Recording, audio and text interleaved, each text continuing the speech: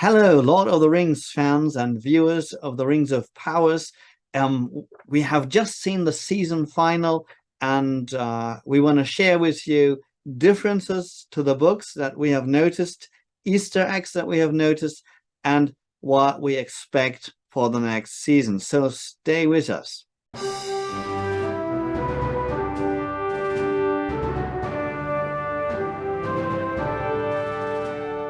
Let's start with the biggies. So just a quick review before we go into differences. So there were two major reveals, I think, and none of them came as a surprise to people who've been around and followed the discussions.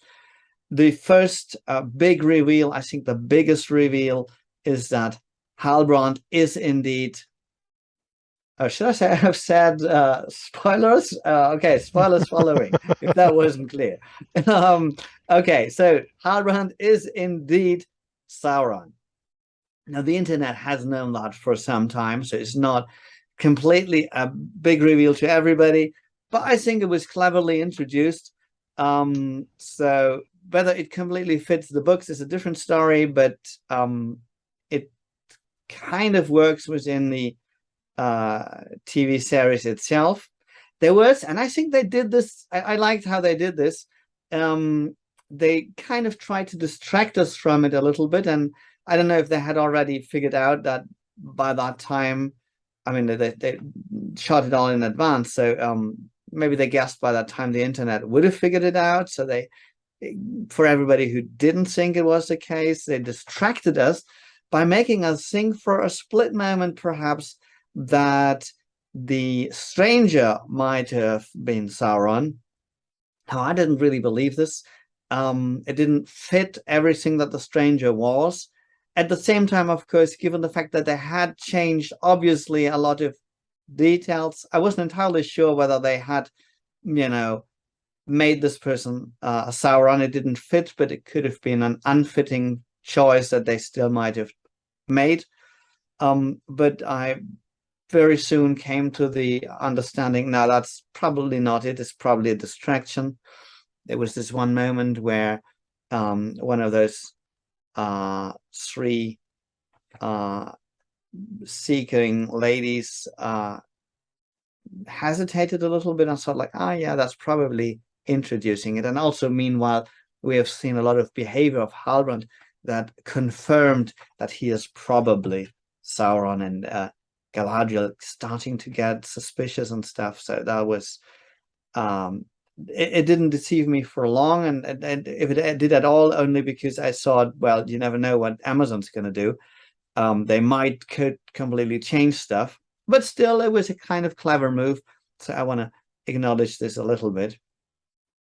And it fitted into the story somewhat.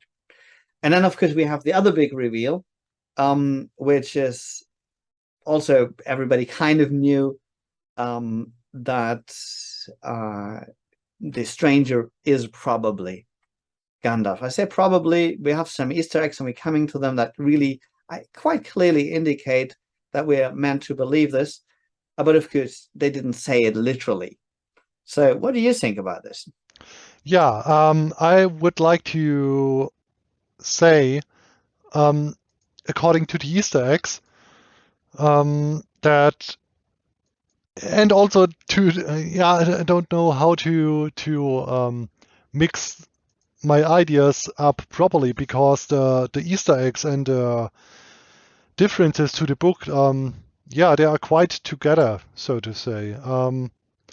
I mean, we after our potential wizard, or our Istari in the series, how he's called. It's called Istar in the series. He's not actually called The Istari Istari, is the but it's plural, I Istar. believe. Yeah, the Yeah, Istari is a yeah. plural, Hmm. and he's called one is an Istar.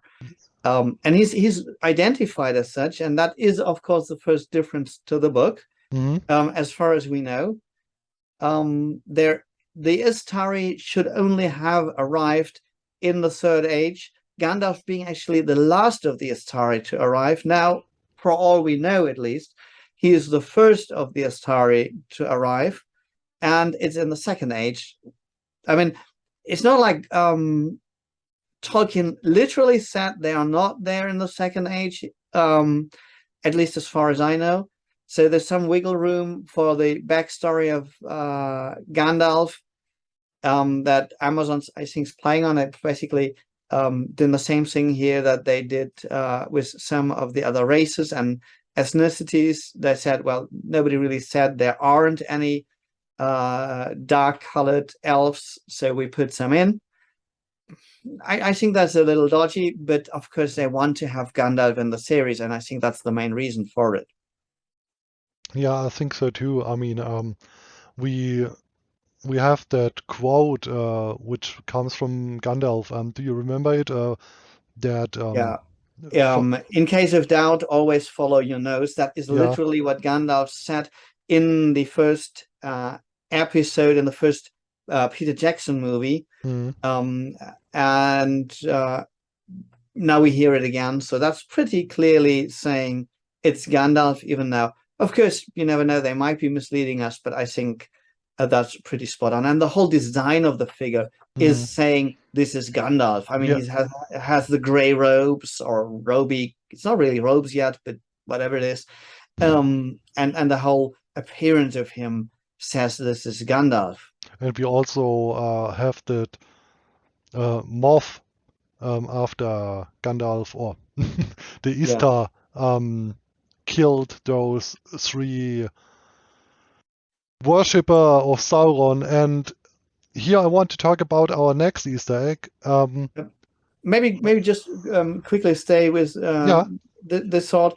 There's a couple of things here as well in the design of this Gandalf figure and in the presentation. Now, I believe originally he was supposed to show up in an elfin port.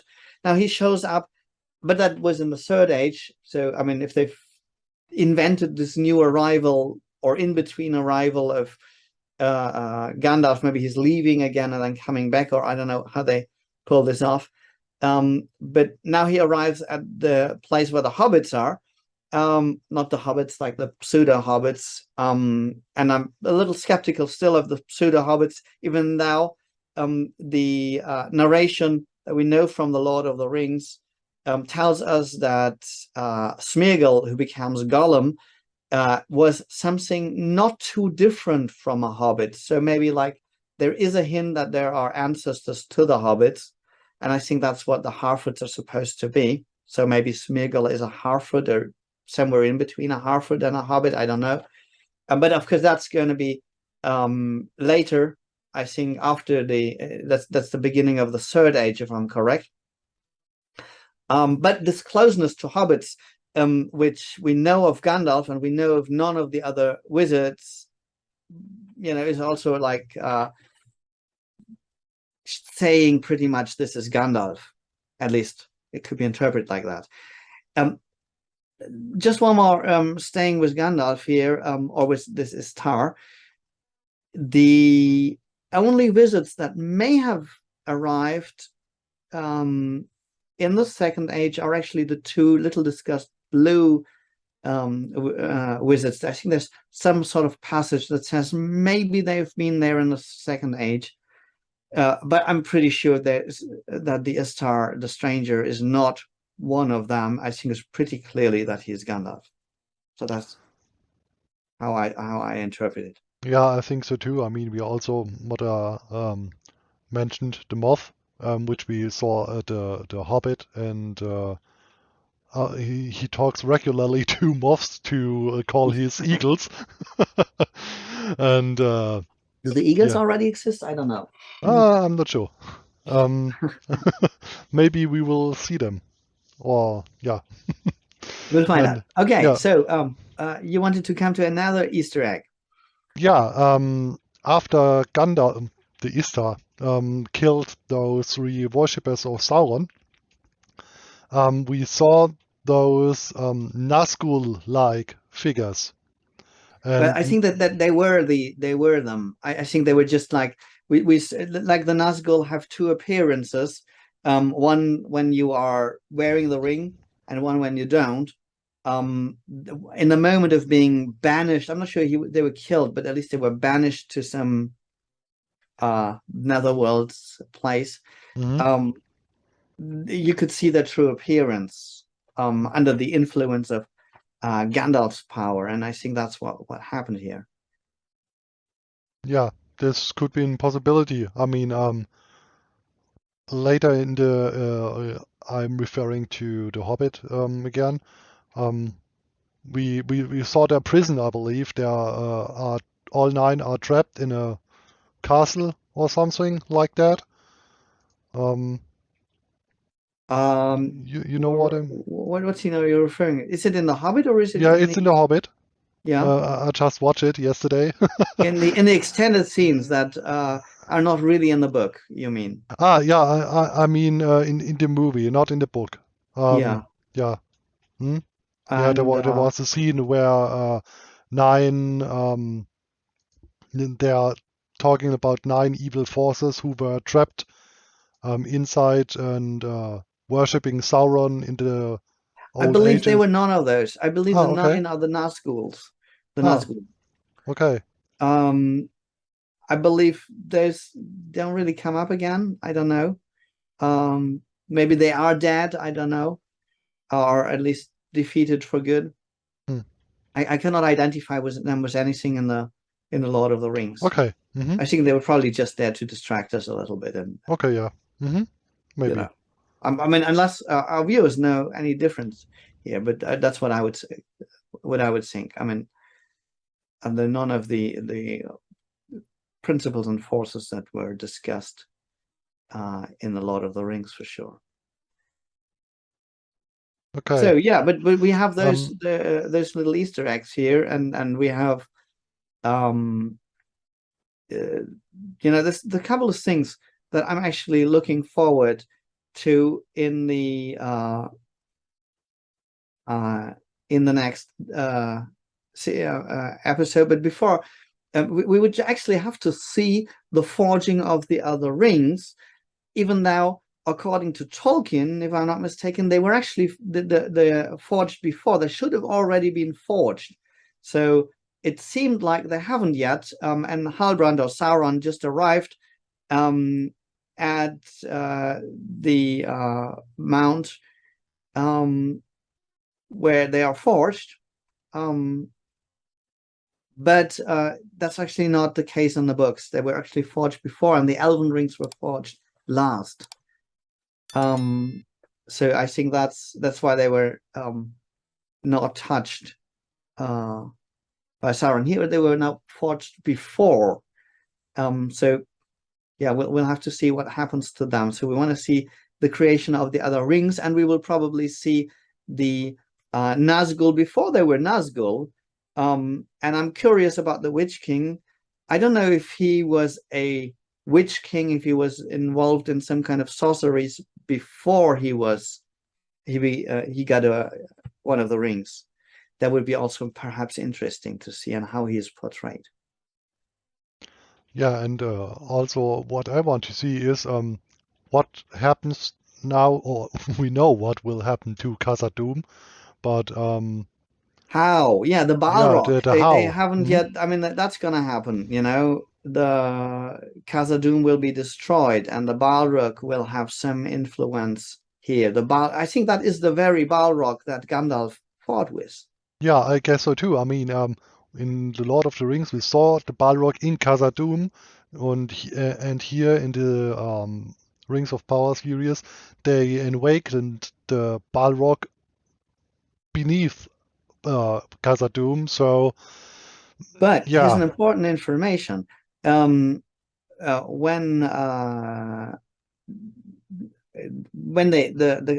company of the Lord of the Rings um, comes to Khazad-dûm, it's a surprise that the dwarves are killed. There's ah, still the expectation that the cousin Durin, the however whatever his number is, would still be there. The yeah, dwarf's you're cousin, right. Hmm. So that's not happened.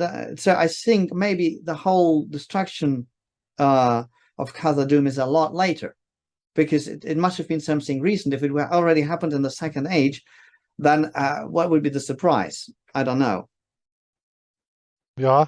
I mean, I Yeah. don't know how long elves live. I think they're not living as long as elves do for sure, but I think they live longer than human beings. So I'm not sure the people who live in the. I think it's the maybe the son of the king, elven king now, who will be the Durin that's referred to, that's actually killed by the Balrog.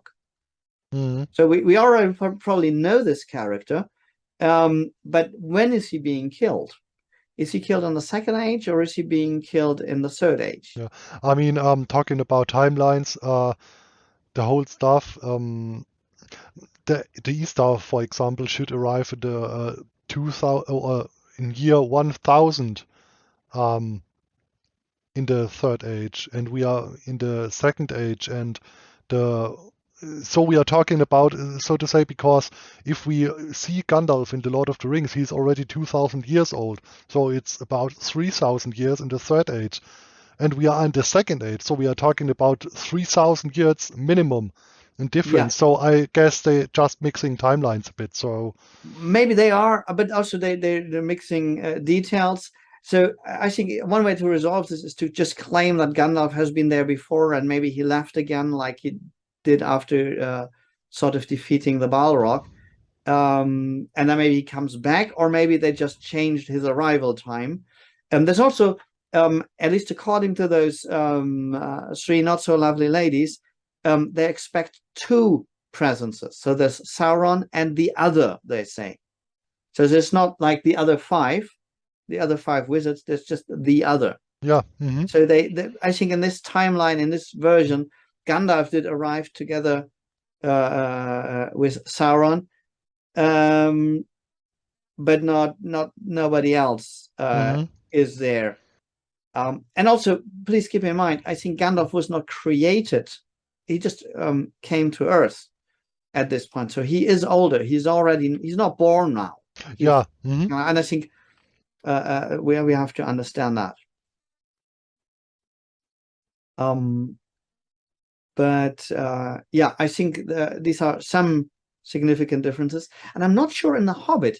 Isn't Durin still alive? The king of Khazad-dûm, isn't he one of the five kings who battles during the Hobbit? We are watching the third part again, I believe, this evening. So, and and I don't remember the last Yeah. viewing. So So I will watch and it. of course there's so many Durins. I'm not sure which Durin Yeah, is this will be the the first, the Durin second, that the we're third, the looking for. fourth, the So we should fifth. have checked that before. Okay, hmm maybe our viewers know that. But yeah, that's also a potential difference here. Also, let's look at what we're looking forward to, or what we might want to see. Um, we still have to find out, how does Gandalf get his wand? If he has a wand in this world, I mean, he's apparently doing magic without a wand. Um, or he did do better magic with the borrowed wand, but that's gone again. We have to find out about the other ring bearers. We have to see the creation of the rings. And I also wonder, I mean, there are some other creatures that we haven't yet met. They don't have to appear, but I think Tom Bombadil should certainly be around by this time where we meet him. I mean, we didn't see him in the Lord of the Rings trilogy, the movies, but it would be cool if he would appear somewhere. That's one of the things I'd also look forward to. What are you thinking? I am looking for. I mean, yeah, okay. About according to Smeagol, you already mentioned. I believe you already mentioned it. Who was quite similar to the hobbits. Maybe we will see him, but this, yeah, should be actually after Sauron is defeated and loses his, or the ring was forgotten. So Yeah, primarily I'm looking for the forging of the rings, I would say, at the next part. Mm. Not too much to mix stuff up too Mm. much. Hmm? And if I remember correctly, Celeborn was actually Galadriel's husband. So that's to happen at some point. And also the fall of Numenor um, will be one thing. And I think the um, current uh, advisor to the queen, what's he called? Fazaron. He will become actually the next king, and he will probably be relevant in the downfall of Numenor, and we will see the rise of Gondor, and Elendil will be the first High King of Gondor. So that's gonna happen. At least might happen if Amazon follows that timeline. Yeah, let's I don't see know. when it happens. So, Yeah, but supposed to happen. So these are some of the things. Um, I think all in all, they did better with the season final than I had expected, and was actually quite watchable.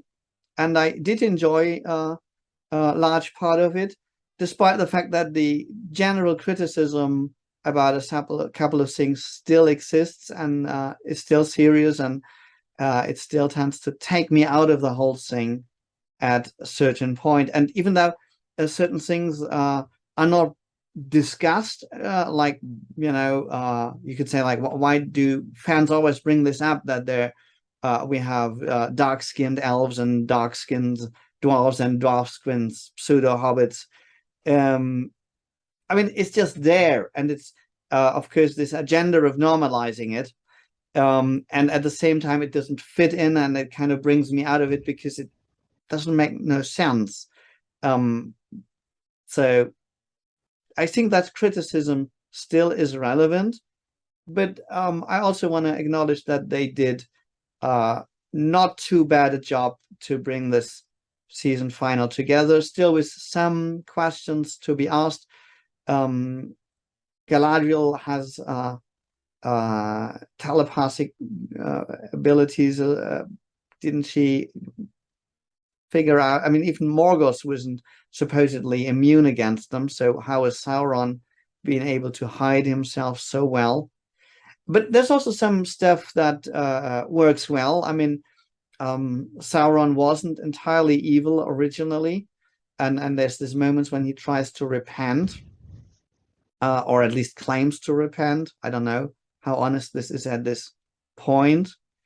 So some things fit, some things don't fit at all into the timeline or into other information we have, like Gandalf appearing, like the rings not yet being forged, the other rings. Well, maybe they just want to leave this to the opening of the next season. But some of this feels like, yes, they wanted to have Gandalf in there. I mean, I like Gandalf being in there, but it's not fitting, and I don't like that. So I go with mixed feelings into the next season. Some things they've done okay, some things I really enjoyed, and some things really still piss me off. How about you? yeah, yeah, I want to say that I'm with you. There are still those yeah, things which don't fit, which you already mentioned, but overall they did a good job, in my opinion. Um, Besides the stuff which doesn't really fit. Yeah, I would say I'm also going with mixed feelings into the next series, but in overall, I like it. I mean, if I see the things which don't fit again, they will come up again. But yeah, I think the things that don't fit, they won't get rid of them at yeah, all. That's part of their agenda, and that agenda annoys me because it kind of brings me into politics of our time, and stupidity of our time in how to. I mean, all for creating a world that's less racist. But the way they go about it and the ideas they have about it, that all reminds me, it's a constant reminder of politics of our time. And I don't want politics of our time. I want to immerse myself into the world Tolkien has created, and that's preventing it. And that's not going to go away. So that's for sure. But still, all in all, I have to say there are enjoyable moments. And I do find, compared to other series I'm watching,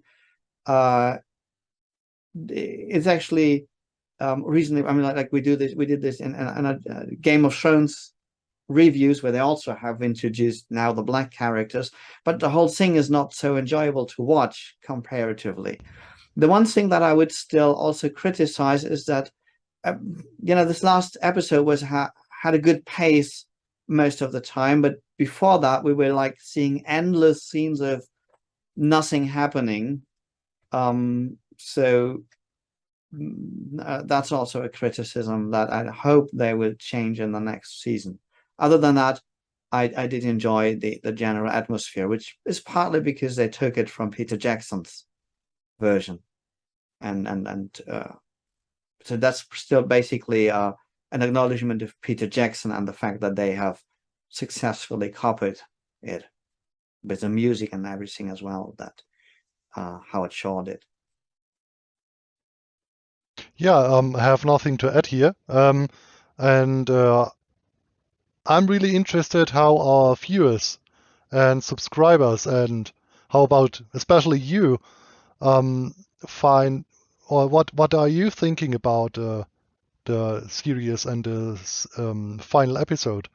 So yeah, Please let us know in the comments. We're looking forward for your comments. Obviously, like and subscribe. It would be great. We're going to review the next season, of course. We're going to review various other things. And much more importantly, we're going to go more deeply into looking at archetypes and similar ideas here and on our main channel. So look at the link in the description where we go more into the psychology of things and similar topics. And there's also a new season of The Mandalorian coming up, so we're going to review that as well. And we're still planning to do a thing on leadership in Boba Fett. So looking forward to see you in all those things, both here and in our main channel. So stay tuned and bye for now. See you the next time. Bye. See you in the next time. Bye.